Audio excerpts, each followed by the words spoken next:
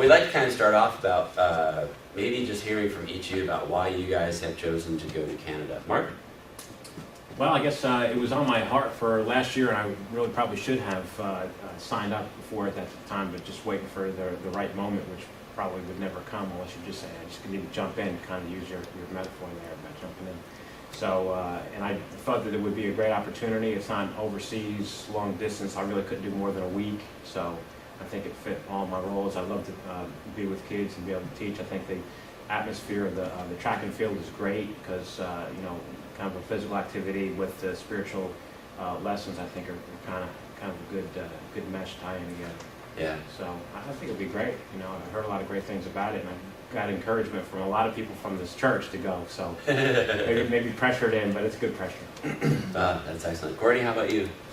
Well, Matt said we're going, so I said okay. I have a lot of experience in VBS, served with me and doing VBS, so I think it'll be really cool. Yeah. See what it's like in Canada. Yeah. It will. It is. God is doing tremendous things up there. Just absolutely. You know. In fact, one of the most exciting things that has happened is that since we've been up there, several of the churches have gotten together and they've kind of pooled their resources to do things for the youth. So rather than each church trying to do something for the youth, they're now kind of pulled together. So like one church does stuff for elementary kids, the other church does stuff for like high school kids, and so they're just, instead of fragmenting all the kids, they're actually trying to pull them all together. And so he is doing great things. Bob, how about you? What drew you to Canada?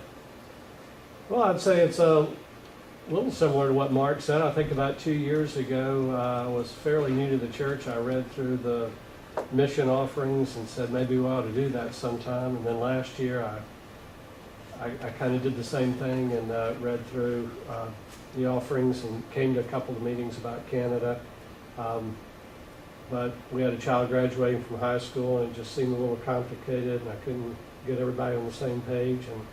And then heard good things afterwards, and then this year, I guess I started earlier, you know, kind of thinking that, again, I felt called to go on this trip, and my wife didn't feel as called, but she said, why don't you go with our son? Right. And so I'm looking forward to that. I did a trip with my oldest daughter about 5 years ago to the Ukraine, and it was, you know, great, just the two of us went, and so I'm looking forward to this, and you know, kind of the same thing Mark said, just the whole combination of what we're doing, I feel like is something where I can help, be used, and of course I know that God uses no matter what you can do, you know, whatever your skills are, find a way to use it on a mission trip. So. Yeah, absolutely. And you do all like to run, don't you? There's a lot of running involved in this camp. Sure. We'll see later. Earl and Emily, how about you? What's drew you to Canada? Both up at the same time. Well, I've been on a couple of international mission trips before. To Nigeria once, that was 2 months, and to Ukraine twice, for 2 weeks each. And we had been wanting for some years to do a family mission trip, especially before James, who was about to graduate, got too far removed from the nest. And we looked around and heard about this Canada trip, and we also heard there was a great for family mission opportunity. So that drew us in, and the more we heard, the more we read, we just decided we were going. It was really that simple. Two of the kids have track experience, so that worked well. And Emma loves, to help with Bible school. So Yeah. even though she's not track oriented, she enjoys working with the kids. You don't have to be sports oriented. No. I'm not sports oriented at all. And I just make fun of myself all the time, and they just thought it was just hysterical how slow I was and unable I was to do things. Well, I think the other thing amazing about about what you expect God to do is up there they are floored when the couples or families come up, you know, as a group to kind of come do this, you know, and I remember one of the kids going looking at me going after the third day, is Rhonda your wife? I'm she is. Are you guys happy? It's like, yeah, we're happily married, you know, this is a good thing. They love to see people. They understand that they've been told that people are coming from, you know, the United States or whatever, from Raleigh to here, and when you show up with like 40 different people, it's amazing. You get to wear purple shirts all around, so you're walking around the town with your purple shirts, whether you like purple or not, you get to wear them. And people are asking you questions. They know exactly who you are, where you're from, they know exactly what you're doing there, right? Because you got the purple shirt on and stuff, and then conversations will start about what you're doing up there. So what we'd like to be able to do to kind of move along is you know, I want to talk a little bit about what you expect God to do up there. I think you guys have all been on mission trips for the most part, taught VBS, right? So there's nothing different here, because God is doing His will, and God is doing His plan, and He's going to use you all as vessels. So the biggest thing that I can say to impress upon you at the beginning is let Him do His will. Chris can attest to this too, and so can Rhonda. There's a lot of spiritual warfare that gets thrown at us. Things that happen on the way up, things that happened before, cars breaking down, transmissions, ankles going bad. You know, it was last year that we had a woman hit in a gas station on the way up. She was, you know, they had stopped for gas, she was going in, and a car hit her.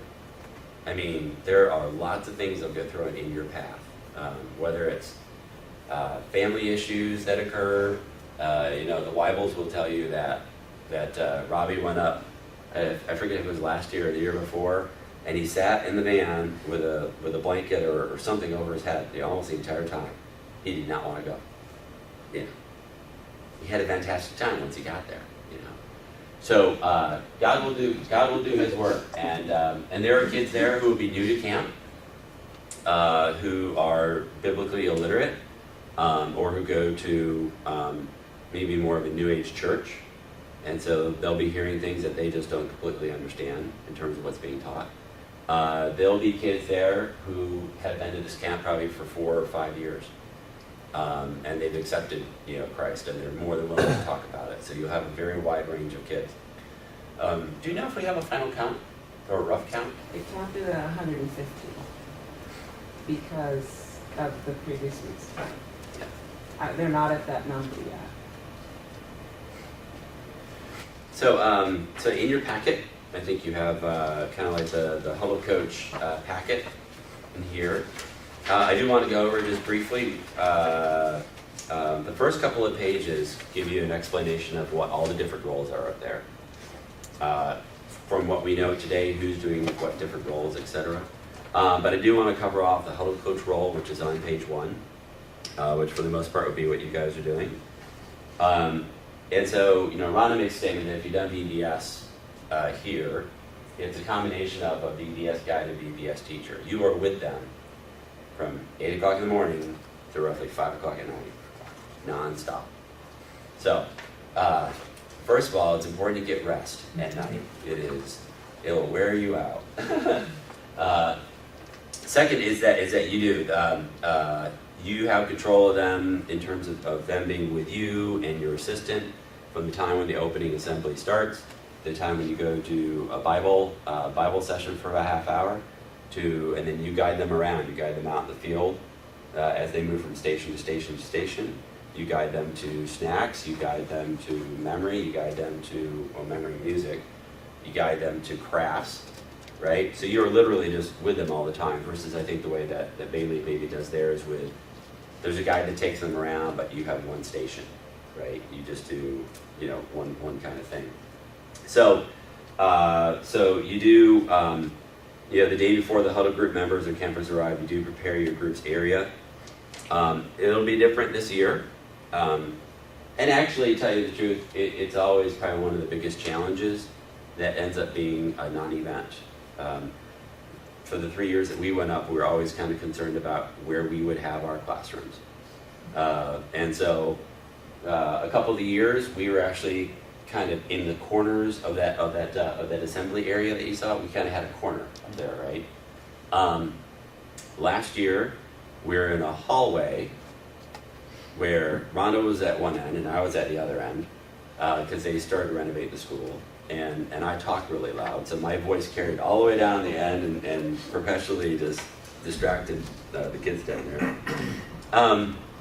You make do with where you're going to be. So this year we're going to be in this curling rink, and some of you may have like a locker room. Maybe that's what you'll be given. Some of you may have an actual room.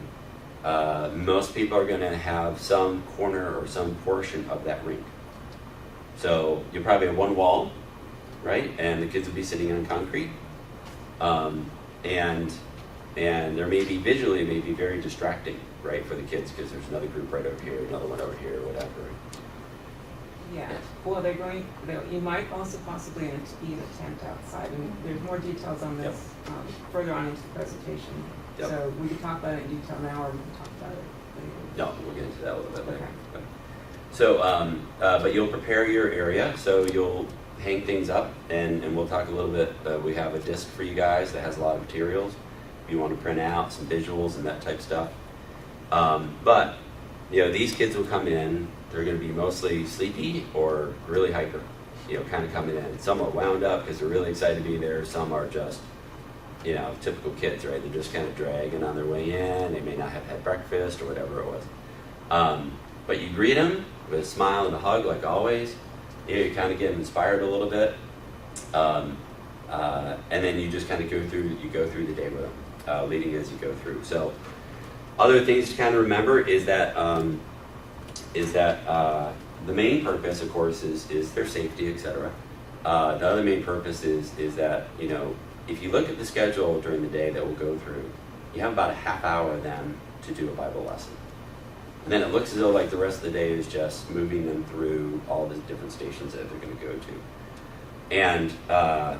And one of the things that we want to impress is that all during the day you'll find opportunities to continue to pull a kid off one-on-one, talk to the kids in small groups like at snack time, or when you're on the field and you're waiting to go to the next station about that Bible lesson, right? Or about what was taught in the assembly that day or whatever. So, while it's true that you do, you greet them, you take them through, you eat lunch with them, you're going to swim with them. We'll talk about that a little bit later.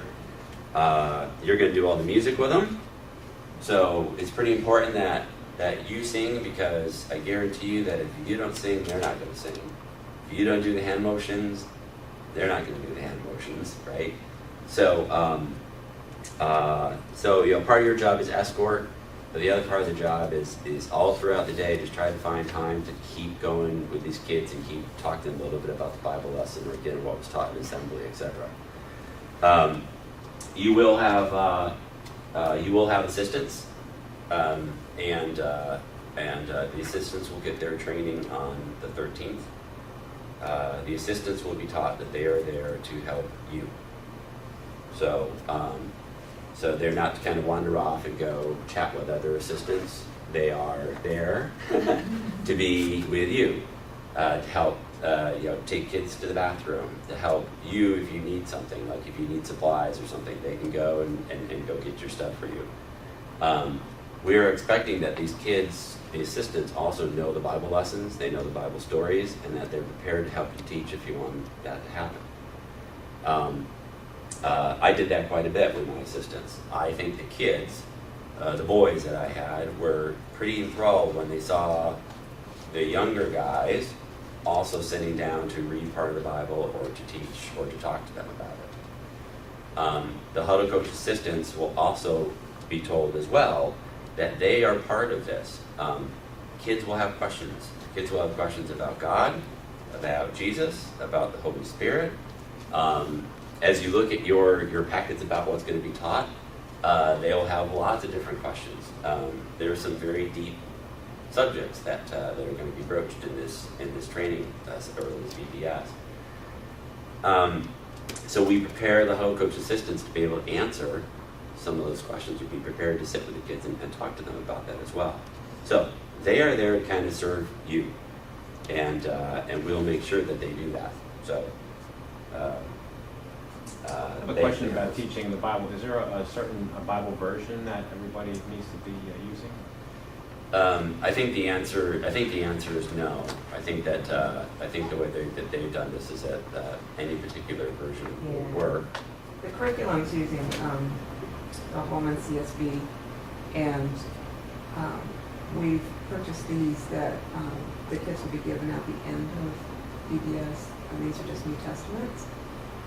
So when I prepared the materials, I did everything in the HCSB format, but you are welcome to, like, my Bible's not that, so I would, teach from my Bible, and I just explained to them how different versions are slightly different wording. And they, most of them do not bring Bibles. They will get a Bible on Thursday. We'll talk a little bit about that. So the first couple of days, it's really just you and your Bible, right? And the other thing that we strongly encourage you guys to do is to pray for these campers by name. Because first of all, for me, I'm terrible with names, absolutely terrible. And so for me, if I pray for them by name, it helps me to remember their name. Number one. Second of all, is that it's a very short week, right? Because Monday is all about logistics, working things out. Getting the flow of everything down, trying to figure out the kids' names because they already got their name patches on, whatever. And so there's not much really getting to know the kids on Monday. Friday is all about basically like a half a day in the morning, and then the rest of it's the track and field Olympics. So you really don't have that much time with them either. And so what Ron and I figured out was that it's basically Tuesday, Wednesday, and Thursday are the days where you're really kind of getting in depth with the kids.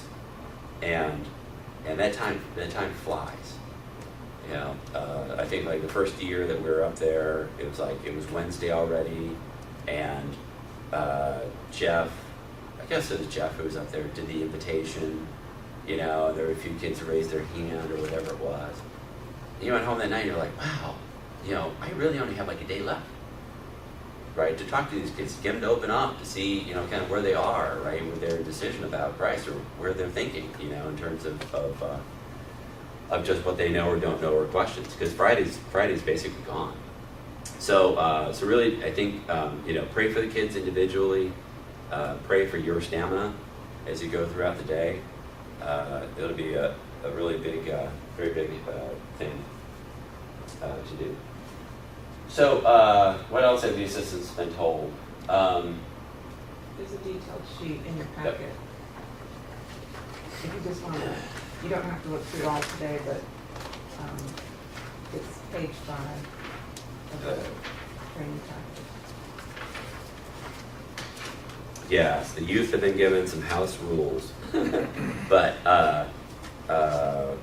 so the youth assistants can have one-on-one discussions with campers regarding salvation. What we have found in the past is that the youth assistants, this is coming from Bailey, this is a big stretch for them to be put in a position where we will go tell them, hey, on the way back to the school, I want you to hang back with Joey and just see how Joey's doing, right? Or, hey, Bobby needs to go to the bathroom, go escort Bobby and have a conversation with him on the way there about something, right? We also kind of warn about over-evangelizing. So the real goal is to prompt questions and just kind of see where they are, and if they're open to having a conversation, basically have that conversation. And that has worked tremendously well. Some of the huddle coach assistants are more open to that than others, depending if they've been VBSs or different mission trips before. Some are very reserved, and they're just not the type to do that. The Canadian kids that'll be there as huddle coach assistants, you may have some of those, are basically the same, right? Some are there because they think it's a really cool thing to do to kind of help out. They want to be part of it, but they are also fairly biblical illiterate, right? So they're not the ones who are going to be kind of, hey, what do you think about that Bible story today? With one of the kids. They probably won't be, right? Some are. Some maybe have accepted Christ and are very willing to talk to one of the kids. So On Monday, you're not only trying to figure out about the kids, but depending on the huddle coach assistant that's assigned to you, you may also be trying to figure out kind of where they are as well in their walk, right? Steve does a great job with them. Steve will be training them, so they'll be fairly well prepared. They should be helping with any skits or Bible stories. Like I said, they should know the Bible, the lesson, the Bible passage. We really do expect them to be running and singing and doing hand signs and being in the pool with the campers. Whether or not you guys want to get in the pool with the campers is up to you. Being in the pool with the campers is a ton of fun, but you will get beat up. They will be all over you. I mean, all over you. Not the girls on girls type thing, but the girls will want to hop on anybody, right? And the young guys will want to hop on everyone. Next thing you know, there's like 4 of them on you trying to drown you. You know, they're wired. They want to have fun. It's a fantastic time. Being a Christian role model is probably first and foremost. And so the assistants will be told to watch their attitude, kind of check their attitude, and check their tongue, and check their heart while they're up there. And try not to express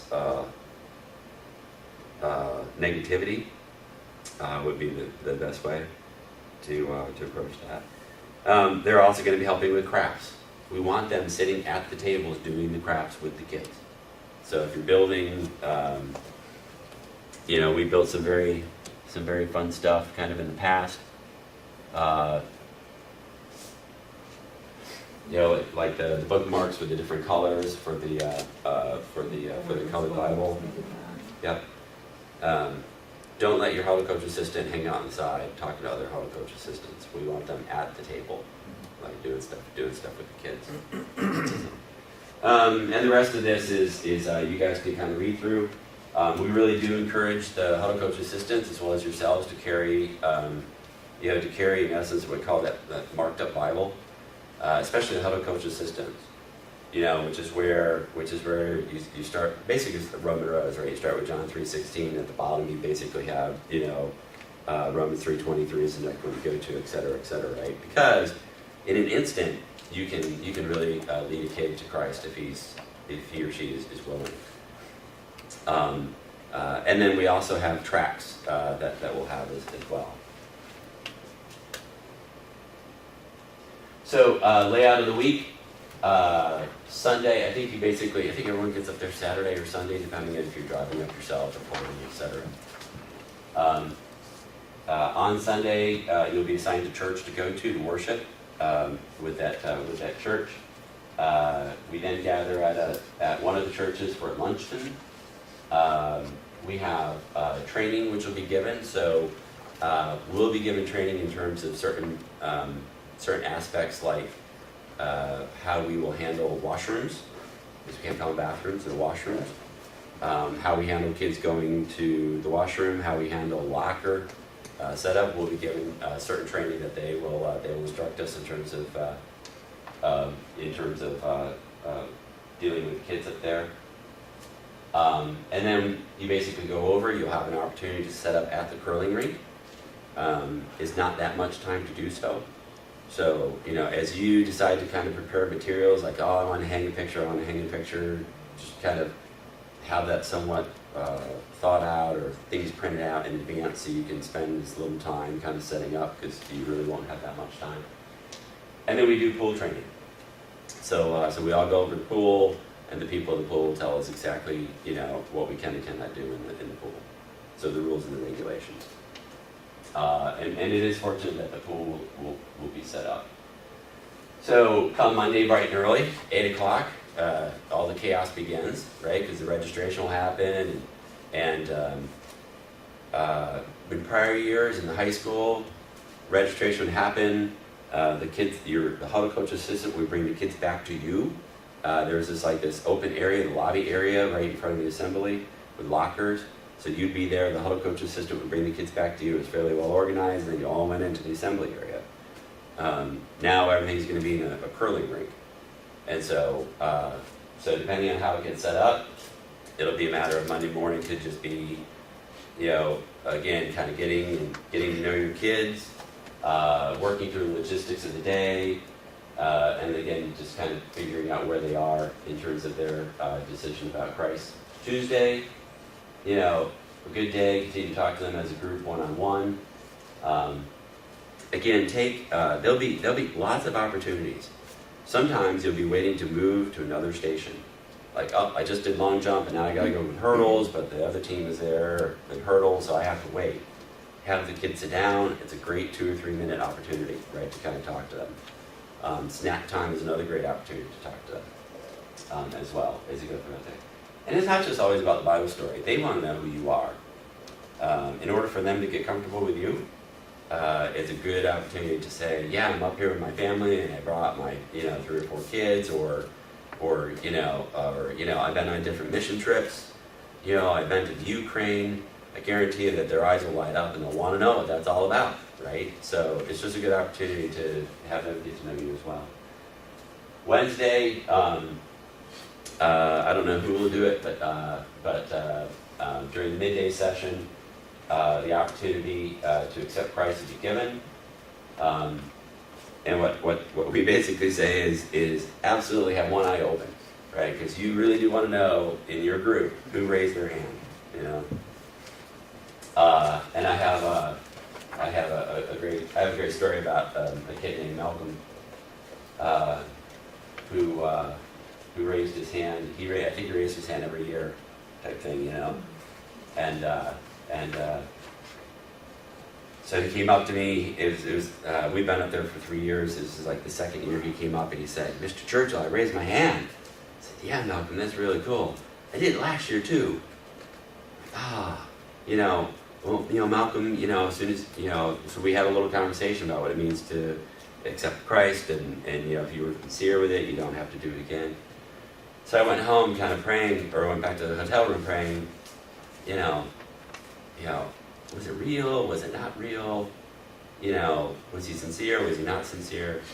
And later that night, I found out that he went to, that day, after the midday assembly, he went to the people who were his huddle coach leader the year before, and found them and told them, as he was crying, that he had accepted Christ this time. And it's like, God, you answered my question, right? I have no doubt. And last year, Malcolm was you could see the real beginning of fruit kind of showing through Malcolm. So keep your eyes open, absolutely. Thursday, all campers will receive a Bible. What we have found is that if you customize the Bible, they love it. So if you write a note from yourself, if you give that Bible and have the huddle coach assistants write a note, "Dear Bobby, it was great to know you, it was great to meet you," etc. They love that Bible being written in by you, right? Just a little word. Word of caution, they don't read script, so write in block. I wrote in script one year, and several of the kids came up to me and said they had to take it home and have the parents read, because they couldn't understand the script. So, and then on Friday, by that time, you're exhausted, but you still have a half-day morning session with the Bibles, or with the kids. But really, it's all about, the afternoon's kind of all about them that day. Their parents come, they walk out, there's a grand procession out onto the track and field, they have their colors, they compete for ribbons and awards and that type of stuff, and it's all about a track and field at that point in time. So let's talk about kind of each and every day, because this is fairly important. And I don't know if this is kind of like what you guys have experienced on other mission trips or not. There is, even though there are donuts, although I don't know if there'll be donuts and stuff this year, but sometimes there are donuts and coffee for us kind of waiting. I think it's fairly important that you eat breakfast before you arrive, and certainly pray for your day. Again, this year, the morning is indeed a rush, because I think the kids will be pouring into this curling rink, and you're not going to have much time. If you're trying to set some things up for the day, put new posters up or something like that, you probably won't have time, because they're kind of standing there, "Hey, Mr. Bob, I went home and said something to my parents," or, "Hey," they're trying to talk to you, So pretty much in the morning, you have to be ready to receive them. So we'll talk about the nighttime, but try to do your prep at night for the next day. The Bible lesson, I think this is also in your packet as well. In terms of the content. Yeah, there's some slides on it. Yep. Yeah. It starts at page 11. 10, is an overview Right. of the curriculum. Day 1 through day 5. Just note that when we'll go through the material that you've been given, we decided to swap up what was in the packet being taught on day 3 and day 4. We swapped so that we can better align the dig into God's plan with the message of salvation that Jeff gives on, or whoever is going to give it, it won't be Jeff, but on Wednesday. And so we'll talk about this a little bit more, but this stuff can be fairly deep. And so as you read and as you prepare, just think about really the main points that you want to touch on. You know, there are several challenges in here, like on day 5. Day 5 is basically Acts chapter 2. So you have to figure out, you know, are you going to try to teach Acts chapter 2 in 30 minutes? But you don't really get 30 minutes because you got to get them settled down, that type of stuff, right? Or are you just going to kind of hit on the key parts, right, as you go along? But what we found is if you wait for the night before to prepare for the Bible lesson for the next day, you know, you're going to end up being caught short in your preparation. So. At what point do we get We have the, okay, Yeah, it's real. It's not like the Big Adventure. It's a very compact curriculum. okay. So, you know, the materials are fine, but it's not like if you're going to do VBS here at Bailey, it's not like the Big Apple Adventure curriculum. That's the curriculum that Lifeway poured a ton of energy into.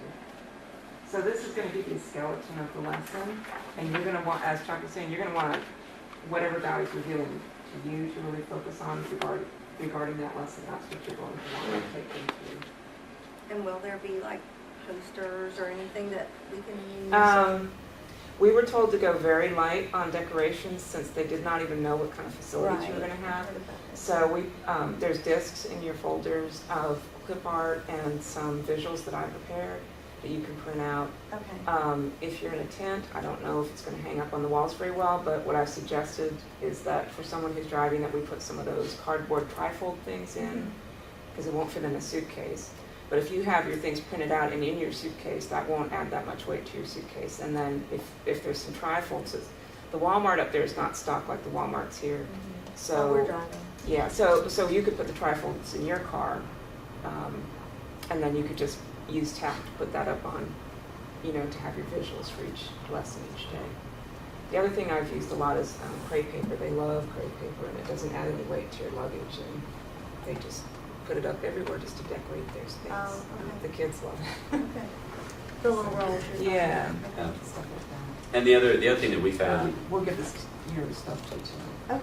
yep, the other thing that we found with the boys and the girls that we had was that at the end of the week, they want the visuals to take home. You know, and it amazed me. I'm like, you know, like, oh, can we have all this stuff? You know, so we had to figure out a way to kind of divvy it up. But you know, after they did that the first year, I was kind of like, this is kind of cool because I don't know what they have in their rooms at home. You know, what posters are hanging up on the wall, but if they go home and put these pictures up, you know, whatever they may be in the room, that's awesome. You know, have it all. You know, so the visuals are can be lasting longer than just those days, especially if they like it and they take it home. Track time. We'll talk a little bit more about this too, but it is just a series of stations, and you take the kids from one to the other to the other to the other. There will be people out there who will actually take the kids through the track, so you don't have to do that. If you feel like participating with them, like doing the hurdles with them, doing the high jump with them, you know, that type of stuff, I strongly encourage it because they like that. You know, you get to feel more like one of them. So. have hurdles like really well. Yeah, they are. They're pretty well. Lunchtime, so there's a little sequence to lunch, but both you and the huddle coach assistants should be sitting with the kids at lunch.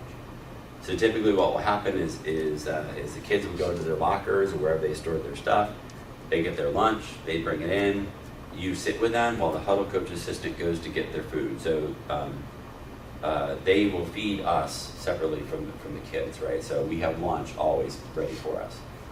So the huddle coach assistant goes and get their lunch, and then they come back, and then you can go and get your lunch, and then kind of come back. It's a great opportunity to talk. These kids are just always very, very talkative. It's great to get to know them during that time. Pool time will be in the afternoon as well. We'll talk a little bit more about this as well, but it is another really good opportunity. There are some logistical things that we have to work through. Just simply with who can be in the locker room with the kids. It has to be an adult. So typically what will happen is that you will take the kids, and there's a little waiting area outside the pool. You'll send the huddle coach assistant in so that he or she can get dressed first and go and be ready by the pool. You go in with the kids. So it's you as an adult and with the kids. Again, somewhat of mass chaos kind of in the locker room, because, I mean, for whatever reason, it's like, getting people dressed or undressed, right? It's like takes forever. So you got to just kind of coach them along, yell at them, you got 2 minutes, you got to get out there, 2 minutes, whatever. Push them into the pool. Shortly before pool time is over, you do the same thing. You send the huddle coach assistant out so that they can get showered and get dressed and be waiting in the waiting area. And then you go in with the kids. And that way, if the kids come out early, the huddle coach assistant's waiting for them, right, on the outside of the locker room area to kind of gather them up. Now, they told us, I sat in on the youth training Yep. Monday night, and they said that the new rule is 0 or 2 adults with kids. So Yep. that you can't even have, even if it's multiple kids, that you either have to have 2 adults or no adults. Yeah. Right. With the kids. Yep. Yeah. So, I mean, like, I can be in the locker room with several kids What myself. Yeah, what Right. they've done in years past is they'll schedule a couple groups for pool time together. Mhm. And so So there would are be the 2 leaders people. from the other huddle too. Mhm. So, and you both had assistants. Okay. So you could work it with that other huddle coach Okay. that you all were both there supervising. Okay. And the assistants were out doing some Waiting, logistical okay. stuff, waiting for the kids. Yep. Yeah, that's how we've had to do it in years past. But I don't know about the girls, but with the boys, I strongly encourage there's 2 adults Same. in there. Yeah. In there, absolutely. So, and then the BGS rotation we'll get into, and then you get to relax and do it over again. But kind of what's missing maybe in the bottom part is at the end of the day, after the kids go home, you should have a couple of minutes to get your station set up for the next day, right? So this kind of all done. If you want to hang different pictures up or whatever it is. And then what we typically do is we gather for a brief, maybe 10 minutes, and we will talk about what went right, what went wrong, what's not going well. Do we need to swap, some people around? We'll have a quick, just kind of session for us to try to figure out, how we should tune things for the next day.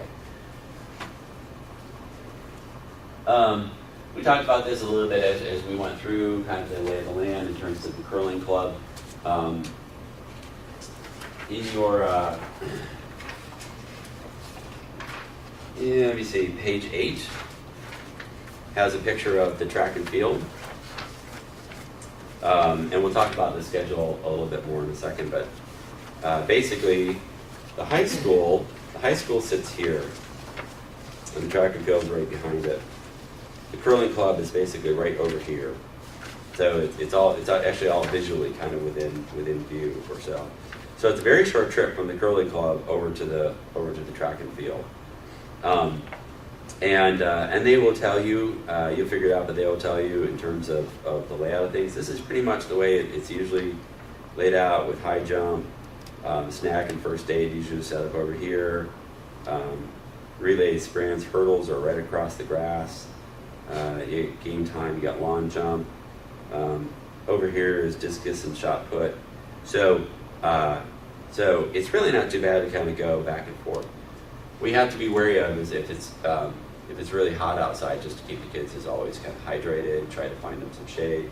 There's a whole series of trees on this side that if you have an opportunity, you kind of go and sneak over there and sit under a tree and that type of stuff and get some shade if they don't have tents already kind of set out.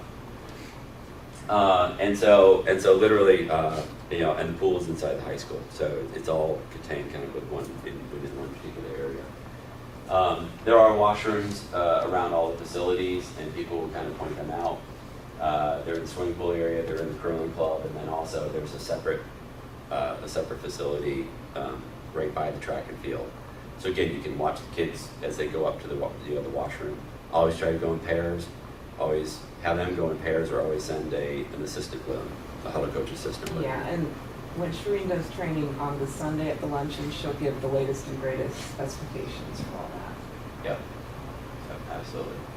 The curling club is one big, very long building, and with just a very smooth concrete floor. And so, we think that it'll work this way in terms of and there's a wide ledge for standing on it. For standing, the ledge is only about that much taller than the actual rink itself.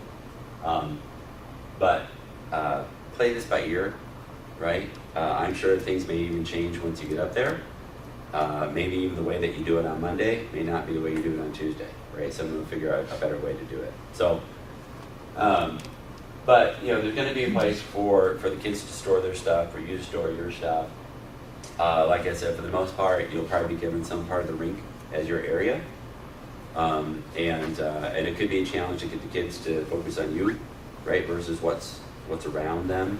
They're supposed to have some sort of curtain type dividers that they're going to try to put around the Bible study areas. They won't be as thick as the things that we use in our Family Life Center, but they are attempting to do some things to help the kids not be as distracted. It won't do anything for the sound, but at least help them not be looking at their buddy across the room. Right. You saw the pictures a little bit earlier. Lunch was always kind of in a separate area for us, and they had tables and that type of stuff. Lunch would probably be in the curling rink, so the kids again would kind of be sitting around. If it's a nice day, there shouldn't be any. You have to kind of check or go through this. If it's a nice day, probably not a reason why you couldn't take the kids outside, right? Sit on the grass and stuff for lunch. So again, kind of play that by ear. Everything will be contained inside of that one facility this year. I won't spend too much time on this, but again, snack time and time that you're waiting, you have great times for mini lessons. Get to know the kids, tell a story about yourself so the kids understand who you are. The more they're comfortable with you, the more they're going to open up about something. And then game times. Very much like Alana. Again, participate. I would highly encourage you to participate. My kids loved it when I would race Mr. Bob, and or have fun, or Rob would use me as an example, and they would just kind of love that. So, whatever the Lord puts on your heart about how to use all those little extra spare times, just sometimes you're just tired. Sometimes you are just like, hey, you know what? They're hanging out, they're being calm.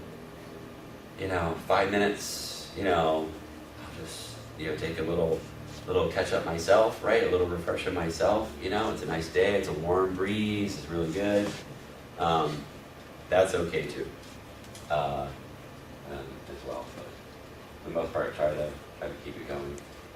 Washroom breaks. I'm not sure what they said on Monday night in terms of how this was handled as well, but typically an assistant is to go with them to the washroom when they have to go. And what you do is all sorts of funky things happen. These kids are basically 6 to 12 years in age. So you get the boys who will climb under the stalls and go up in and lock all the doors from the inside and climb back out so no one can get into the stalls. And you walk in there and you're like, what are you doing? oh, who, me? Oh, I'm not doing anything, you know, because he's in there by himself, right? So always try to have an assistant, you know, kind of go with them to the washroom so that, you know, things just simply don't get out of hand. Shireen will give us a little more guidance up there again when we do that.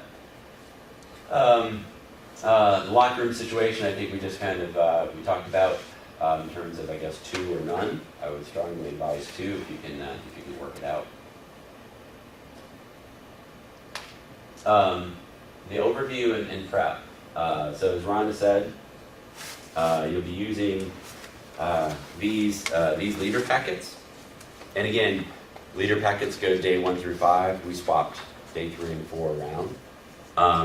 They are structured so that they will tell you how to get through the curriculum in 30 minutes or less. 3 minutes for this, 5 minutes for this, 15 minutes for this, 5 minutes at the end, and 3 minutes here, right? The issue is, as anyone's done DDS, is that A, there's transit time, B, you got to get the kids all kind of focused at one point, someone will bring up a good point or a question, you got to deal with it, right? So out of 30 minutes, you may have 20 to kind of teach the lesson, right, and get them focused on it.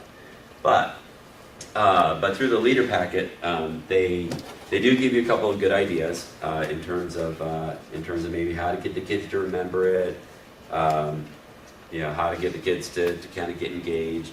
Each one is structured in terms of how do you learn it, how do you remember it, how do you use it, how do you pray for it. This is like the perfect agenda, right? 30 minutes in and out. You don't simply have that. Sometimes the assemblies run long, so you lose time there. So it's really important that before you hit that week that you've already looked through the Bible stuff, and you know, be prepared for questions. How many have taught VBS before? Do you have? Or Sunday school. Or Sunday school, right? These can get in depth, right? And you can also have the awkward questions like, what is a virgin, right? Or what's it mean by, in the curriculum they call Jesus a special baby, right? That's a word that they use. Yeah, special baby. They avoid the word, you know, virgin birth or anything else like that. It says before they were married, Mary found out she would have a special baby, right? Kind of God's son. What's a special baby? You know, you'll be challenged. You'll be challenged in terms of asking kids. Kids may ask you about what it means to be born again, because that's one of the. Because of Nicodemus, and that could take you off track. But again, you know, I think God will lead every conversation that occurs. And then, you know, telling the kids about the Holy Spirit, right, and Pentecost, and you know, the tongues of flames that kind of came down and how they were able to speak in tongues. You will want to basically, based on what age group you have, pick and choose kind of where you go, right? But really pick and choose what you want to teach the kids. Everybody who's gone up there will take a look at that curriculum, and then God calls them to basically teach what the kids want to hear. You know, Steve Tricat and myself and somebody else could have the same Bible lesson to teach. Steve's going to take his group one direction, I'm going to take my group another direction based on where we think they need to go. So you don't have to follow it, but do be prepared and read through this down before you get up there. So if some of these lessons have, you know, they prep, get ready for a game, have bean bags cut out, I mean, is any of that going to be done, or just assume not? Most of those games in there you won't be able to do. Right. Yeah, so, So if it says prepare this in advance, you're likely not to do that? not if it would require you to put bean bags in your luggage. Okay. Unless you want to try to go shopping once you get up there. But the thing is, the evenings are very full. No, just So, kind of what do yeah. other people do, what's Yeah. kind of expected. Most of the time, you don't have that much extra time for those little games. Now, I understand sometimes with the younger ages that sometimes you need that kind of stuff to help them get the wiggles out. Mm-hmm. So, like the 6-year-olds and the 7-year-olds. So you might think about how you could adapt the game so that it wouldn't need a particular Mhm. item that would be hard to put in your suitcase. You have more flexibility if you're driving, but if you're flying, it's pretty limited. You guys take anything else from home? I mean, when we went on that mission trip, they told us to bring like pictures of our family and things from home because if people were interested. Should I do that, or is that not a good idea, or has that ever even been brought up? I think you can. I think that that's fine. Yeah, right? we always went as a family, so they knew that we were all there, and they were very curious about that, and they were just as interested in watching your kids as they were in you. You know, so yeah, I think that kind of stuff is good. I think Canada, like the U.S. and everyone else, there's a high rate of divorce, and a lot of these kids are coming in just like a VBS anywhere, right? A lot of these kids are coming in, broken homes, really bad situations at home. Ron has had that talk that none of us want to have, where the girl's like, if God is so good, why is my life terrible? Here's everything. My life at home is really bad. So how can you tell me that God is good, right? So you know what? If you walk in saying, you know what? Here's the rest of my family, right? Here's my son who's graduated. Here's my wife, et cetera, et cetera. I think that's a very positive, reinforcing thing to do. It'd be good. So we do have a number of things that you'll walk out of here with tonight. The folder which you guys have, the leader guides, which are basically, Right, which I gave them. yep, which you have. We have ABC memory cards. Yeah, those are in your thing. Yep. We would carry these around so that if you just ever needed something, the kids are very intrigued with them, and you open them up and you've got the plan of salvation very simply stated. I mean, the youth, we're going to give these to the youth, and if a kid asks us for these, we would give them to them. But you just you repeatedly open it up, and it goes from the A to the B to the C. So we would use that as a little evangelism tool. Oh yeah, the kids love that when they unfold. It's the adults that have problems. Yeah. Yeah, you just keep There's the instructions. Does it have an instruction manual? Yeah. Just give it to them. They'll figure it out. So the song lyrics for the songs are basically in there. Have you all gotten, because Lynn told me that some of you did already get your song CDs and your lyrics. Anybody Yeah. need those? Because I have more. That's what we got the That's other not day, it. right? Well, I have practice. it. Yeah. That's these things. And then there's these little lyric sheets. Did you already get those? He probably needs a lyric sheet, but we can Okay. just do one CD and the Okay. kids got the CD. You can play it over and over and over again on the way out. And I think you all know that nobody liked the beach blast music, so we did the New York City thing. Yeah, the girls and I are doing that here, so Mhm. hopefully, but Ben will know it. You'll know it. Absolutely. So two more things I want to point out. Number one is that these decision cards. So the way that Ron and I have used these in the past is we'll hand these out, on Monday or Tuesday. But I handed them out after the plan of salvation I'm was not saying presented. that's right. I found a time during snack time or whatever to, I handed them out and said, and then I got their feedback then and said that it helped me to know how to pray for them. Right. Exactly, right. This was not something that we turned in to anybody else, right? But as you go through your week, so it would be up to you about whether you do it on Monday or Tuesday. It's really helpful for you to know where the kids are in their, I've already accepted Christ, I know what it's all about. B, no, I haven't. Or C, basically, I'm still thinking about it, right? So, and so that way, when we went home at night, we were able to kind of sit there and go, okay, kid A, kid B, kid C, they already know Christ. That's really good because I can have a different conversation with them, kind of one-on-one, right? Because those kids don't need to know who Christ is, but they do need reinforcement, right? They do need, someone to kind of come up alongside them and say, so how are you doing, right? What challenges are you facing, right?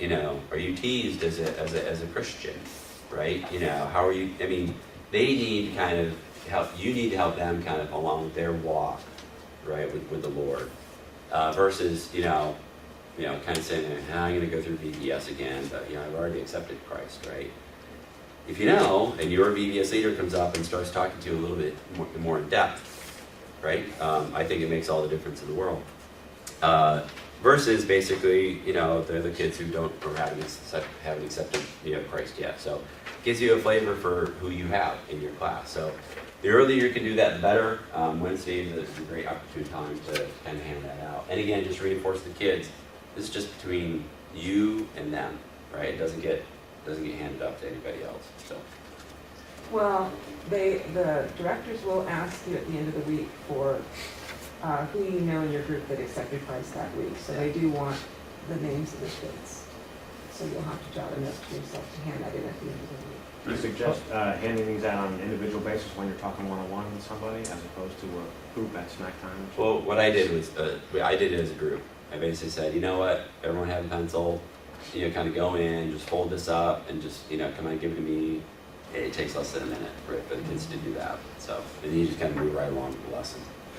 Are you supposed to copy this? It looks like there's 6 of these Yeah. on a sheet. Yeah, you just print it out and cut them up and put them in your luggage to have with you. Yeah. And then the other thing to do is this rainy day activities sheet, which are also in your packet. What I would do is in advance, kind of pick maybe 2 or 3 of these that, again, may not need anything or may need some light stuff to go into your luggage to do, and then take that up with you and just kind of be prepared, because rain really does throw everything off. Decorating, I think we talked about. For the most part, do keep it simple. Deflated beach balls, right? Again, because it kind of packs up nicely. We've had lots of things. The first year we were up there, we were the Dolphins. That was the name of our group. So Rhonda found these inflatable dolphins, right? And, kids got to carry the dolphins around, and they love that. So anything visual you can do, beach towels, beach blankets. There are some very cheap stores up there. Besides Walmart, there's the Tiger store, Giant Tiger. And the team up there is collecting stuff too for you to use. But, for simple things that you can stick in your luggage, stick it in your luggage, because you don't want to spend your whole evening shopping for something, because you need to rest in the evening and eat. So these group names here That- are, That was What? from last year. okay, so that's not necessarily. Yeah, I don't know yet what your group names are going to be. They'll assign your huddle a name, something cute. Okay, Maybe they'll be like crabs and fish. so we don't and- really know, we won't Mhm. know until we maybe, I'm hoping before you go that you get a preliminary listing of your huddles, because then you can start planning for them ahead of time. I think, that day that you have your commissioning service, they should have some preliminary listings for you Okay. that day. all right, It'll change, but right. they should have the names and the preliminary listings. Yep. Couple other things. Take up tape, blue tack, things that you can use to kind of stick on walls, that type of stuff. And we do recommend you take up silver Sharpies. So on the very last day, there's an awful lot of autograph signing that goes on. Kids walking up, hey, can you sign my shirt? Can you sign my shirt? Can you sign my shirt? Take some of those. Kids really enjoy that, and the silver Sharpies end up being the ones that kind of turn out the best. Do prepare for rain. The best thing to do is pray that you don't have rain, right? Second is have a couple of those games kind of in advance, ready to go. So,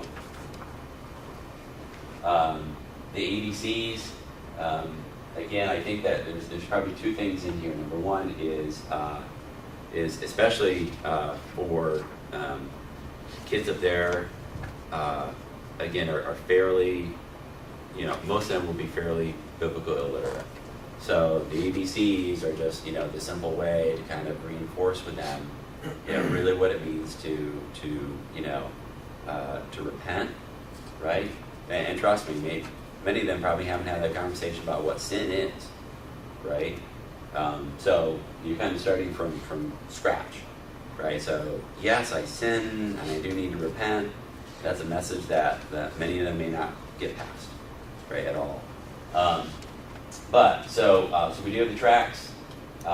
We do have the card, the little card that was just kind of handed out there. Your testimony is also really important. I mean, I would highly recommend that during one of the snack times early on, you talk to the kids about how you came to accept Christ, right? They will want to know why you are here and your background, right? They'll want to know, what's so important about you, right, that you're up here. And if you have a story, whether it's a very simple story where you accepted Christ at 5 years of age and you never look back, or you basically led a life of destitution and hard times, and by 28 you accepted Christ, they want to know, right? They want to know that you, they want to know something about you. Well, and last year, both of my huddle coach assistants were willing to share their testimonies with the girls, and Yep. that was very sweet. And the girls really listened to them, because my huddle coach assistants were 15 and 16, and the girls that I had last year were 11. And so talk ahead of time with your huddle coach assistant to see if they'd be willing to do that, because as the week wore on, both my huddle coach assistants were willing to share with the girls, and that was really sweet. Because both my huddle coach assistants were Canadians last year. Yeah. So really tough. And one thing that actually helped me to the second point, and it's also the second point up here, it's also in your packet, is how to reassure a child of their salvation. So, and which is on page 18 and 19. And the biggest part of this ties actually into the very first lesson that you'll teach them on Monday, which is God keeps his promises. Right? Now Monday, the promise is all about from Isaiah or Micah that God said, Jesus will be born. But if you have a kid who's accepted Christ, either through a soccer camp up there or some other reason, and they kind of come to you and say, yeah, but gee, I don't know if it took, right? I don't know if I really accepted Christ, right? Be able to kind of have some talking points on the saying about, God promised that once you've accepted his son, that's a forever thing, right? And so sometimes it takes quite a while for you to kind of begin to bear all the fruit, but yeah, you know what, once you sincerely accepted Christ, you don't have to keep doing it over and over again every single year, right? Point them to Galatians, right? Galatians 5:22 or 23, it says, look at the fruit of the Spirit, compassion and kindness and yada, yada, yada, right? It's like, are those things evident in your life? So talk to them about what it means in terms of no, you don't lose your salvation if you are sincere. And I think a lot of kids go through that, right? Because they've been to this VBS for multiple times, and so I'll raise my hand on Wednesday, but I did that last year, right? And I did it the year before. Right, so what's it mean to really accept Christ? Do I have to keep doing it? Those are the questions that you're going to get into with some of these kids, so be prepared for that as well. What have we covered here so far? Oh yes, yeah. Point number one. They are definitely not used to people praying out loud. So when you get all the kids together for lunch, and you have them stop eating lunch so you can pray over the lunch, some of them will look at you cross-eyed like, what are you doing? Yeah. Or when you pray over them for the evening, right before they go home, or when you pray during the day or whatever, they are not accustomed to keep people praying out loud, right? So number one, what happens is that you become this giant role model for them for a week. Yeah, I joke with Rhonda that we teach 4th grade Sunday school, right? So we get roughly 45 minutes with the kids for roughly 50 or 52 weeks, right? And with these kids up there, you basically have 5 days, you get 40 hours with them, right? So I think we actually get more time with these kids up there in a 40-hour stretch, right, than what we do almost all year long, right, getting 45 minutes, once a week type thing. So, although that math probably doesn't work out, but you have an opportunity to be their role model for almost, I know, something about the math. I gotta Well, we used to teach half-time. And when the Oh, that's year right. The year that we teached half time, we figured out when we came back That's to right. Canada that we had spent more time with the kids in Canada than we spent with the kids at Bailey. So That's that was very convicting. Right, Very right, convicting. is that year we're trading on and off? Yeah. I was wondering why the math wasn't working out. But literally, a great opportunity. It is, 5 days straight you are with them. So, from 8 to 5. So you become a great role model, either the way that you pray, the way that you talk to them, figure out the right way in terms of the language that you use to express things. Again, kids may not even know what sin is, and if you start going off and sin this and sin that, whatever, they're, what do you mean? Oh, acting bad? Is that what that means? What does that mean? So be careful with your words. Kind of keep it simple. And yes, start praying for all those things. I'll tell before we go into odds and ends, I'll tell a quick story of how God kind of works. There was a guy named Zach, who, if you saw the movie we were showing, he was the high jumper. He's a tall kid. He's an excellent high jumper, right? And I had a kid named Nathan who was in my group, and I stand there and watching Zach do the high jump. We're out in the field, and Nathan goes, "Oh, that's Zach." I'm like, "Oh yeah, Nathan, do you know Zach?" "Yeah, he taught soccer camp." I'm like, "Oh wow, that's really cool." Yeah. And I don't even know where this came from, right? I do. Retrospect, it was the Holy Spirit. I said, "Hey, Nathan, do you know Zach's testimony? Do you know why he accepted Christ?" "No." I go, "Oh, why don't you ask him?" "Oh, it's a good idea."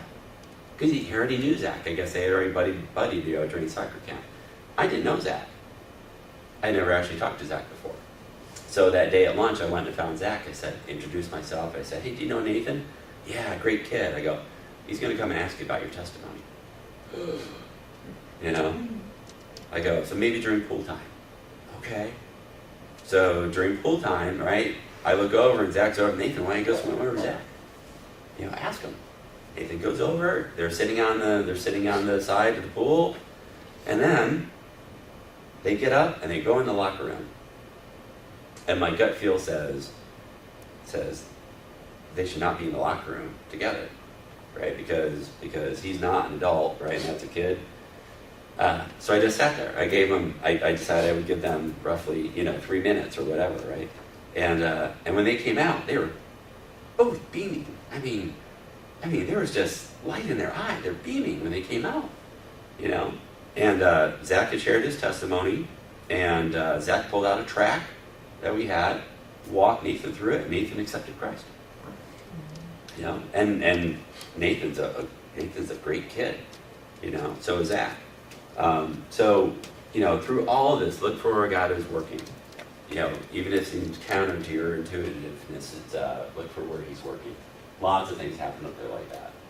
Rhonda has another example of one that also happened in the pool as well, with one of her huddle coach assistants. Learn CD, learn music. Like I said, pray for the kids by name as soon as you can. Be flexible. Trust me, come Monday evening, there can be a lot of negativity. Things didn't go right, the kids aren't paying attention, the curling rink is too loud, kids aren't comfortable eating on the floor. There can be a lot of that.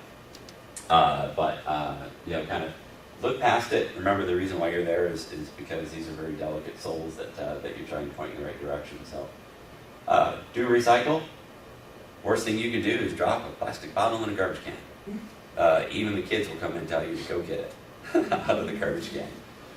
And there were a couple other things. Port Elgin is really pretty. It's a quaint little town. It's very safe. There's a great coffee shop called Coffee Culture. There's ice cream down at the beach. There's a marina down at the beach. That's where the kids will go swimming.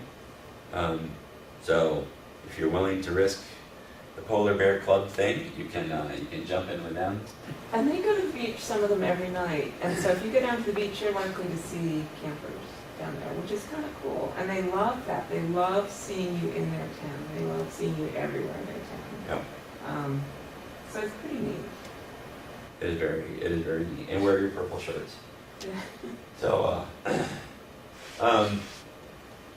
let me see, is there other things that we haven't covered in the packet?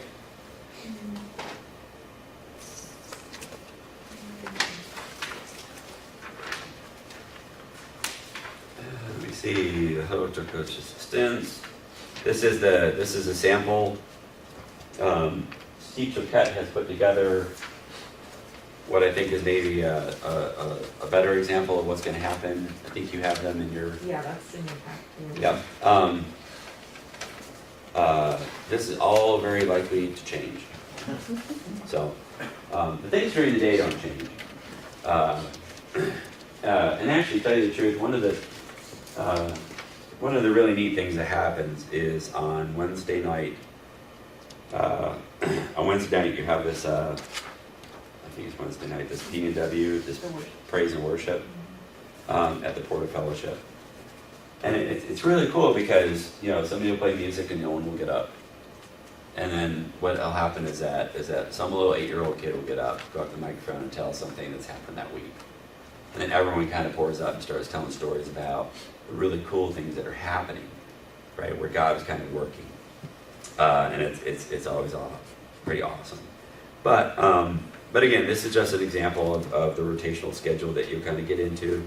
You realize that you really get your kids point A to point B in a fairly short amount of time. Steve usually loses his voice. I will lose my voice somewhere along the way as well. Let me see. Same thing here. This is an example track and field schedule, right? It's a little bit of an eye chart, but basically it'll tell you where you have to be at which station at what time. So don't fret. Most everything gets laid out pretty well. The beach blast curriculum is again something that you have right now. Really, Rhonda's put a lot of clip art. She's put a lot of stuff on the discs, so feel free to look through that and figure out what's going to be really cool. What's also on the disc are maps from that typically you may find in the back of your Bible. So sometimes kids have no clue about Jerusalem, right? And if they can visualize where Jerusalem is, right, or Bethlehem, or wherever it may be in the Bible stories, so it's always kind of cool to have a map posted up there to say, this is where Israel is. This is where Jesus was born. It helps to focus them in. Ron has that. There's some standard stuff in here about children's characteristics. Really, it's the kids are all over the board, but they really do like to do physical things and they like to do visual things. So if you're gonna get up there and just talk for 30 minutes, you'll lose them. They'll be looking around, especially when you're in that rink. They'll be looking around. And literally, if you're parked next to a person who talks really loud, like I do, just go up to them during lunch and say, "Could you talk a little bit softer?" Right? Because all my kids are paying attention to you instead of to me because you're blaring. And sometimes people will choose to join their huddle for Bible time. Like you guys, I think, you're supposed to have the girls in one group and you're supposed to have the guys of the same age, right? Sometimes couples join their groups for that Bible study and would have you present it and have the girls and boys together. Chuck and I did not do that because we would have been too many kids and we would have lost them just by all the distractions. But the Choquettes always put their groups together. I think the Dickersons put their groups together. So you guys can talk about that and decide whether you want to try to do that or not. Yep. It makes for less prep if you do, because you only have to have one set of things to put up and everything. It just might be that your crowd control might be a little more challenging. And again, just like any mission trip, there's two different guides in the back here for preparing for that mission trip. Obviously, that advise strongly to do that as well. So, and again, we can't express enough just thanks for you guys for volunteering to step up and go out there. I think you guys will be richly blessed. It's a great group of kids.